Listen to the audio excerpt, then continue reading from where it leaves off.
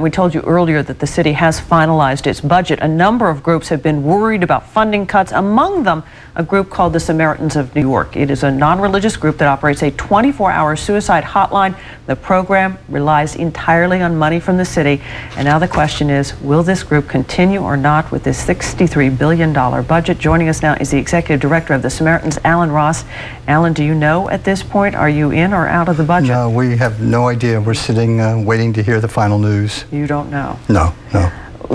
Is your sense that you may be out? I mean, you're not a big ticket item, but no, well, you've been kind of on the cutting block. Yeah, we were cut. I mean, first of all, you have to make the point that there's a lot of really important causes and people who are doing wonderful work, and everyone's facing difficult times, so we have to put it in that context. But a lot of people faced cuts.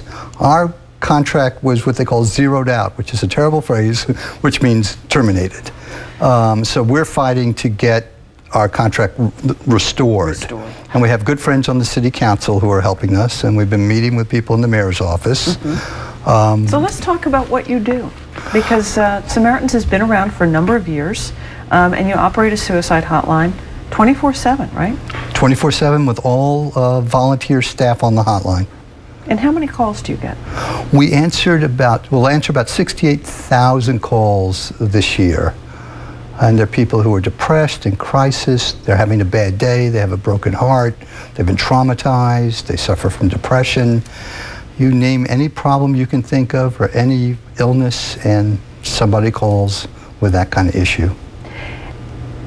In terms of saving lives, can you put a quantitative number to that, or do you really know? You probably don't have. Well, actually, it's kind of strange, and I've been working on the concept, what is the value of a human life? At budget time and cutting the suicide prevention hotline, you have to ask that question.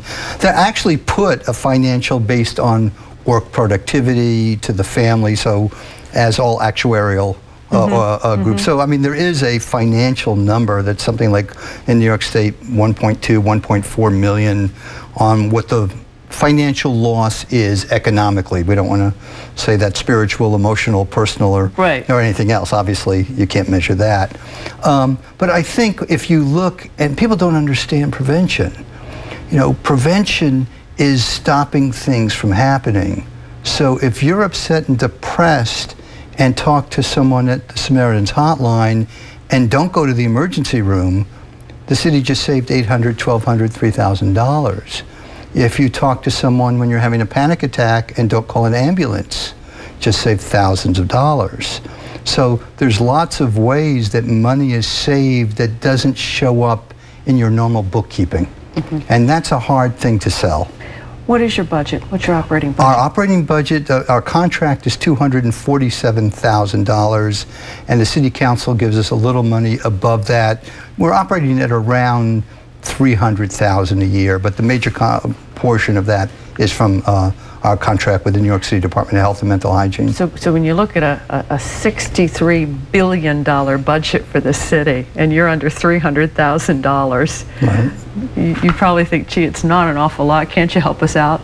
Well, we're going around and talking to everyone, and you know, and people are responsive. I mean, we talked to Executive Deputy Commissioner Carpati of the Department of Health and Mental Hygiene. He was very responsive and gave us an hour of his time, and we're talking to Deputy Mayor Walcott, and people are responsive. Now, how that's going to translate at the bottom line, I don't know.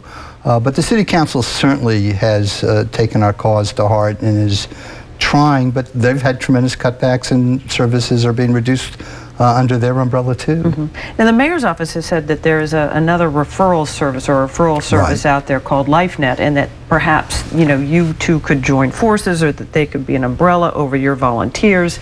Could that be a solution? Well, they weren't really suggesting they were umbrella. They were suggesting they could absorb and replace. LifeNet's a wonderful organization. If we went back to your panic attack at 9 o'clock at night, if you needed professional care, you would call LifeNet. They would be very responsive.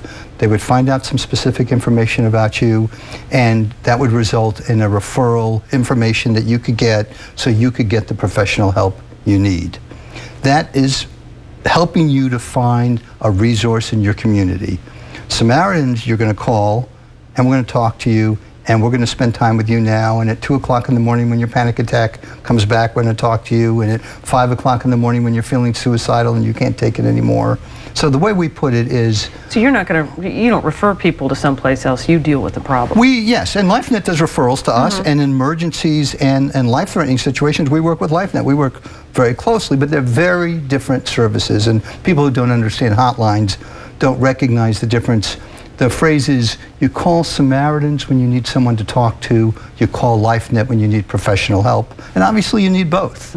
But we want to make the point that you need both, and you need Samaritans. If there is no city funding available, what about outside funding, getting corporate funding, getting some, just raising funds? It's hard to do for an issue like this, but is that an option too? We have never been lucky in getting corporate and individual funding for Samaritans. Since we answer 68,000 calls, but we're an anonymous and confidential hotline, the family and friends of the people we serve don't donate money to us.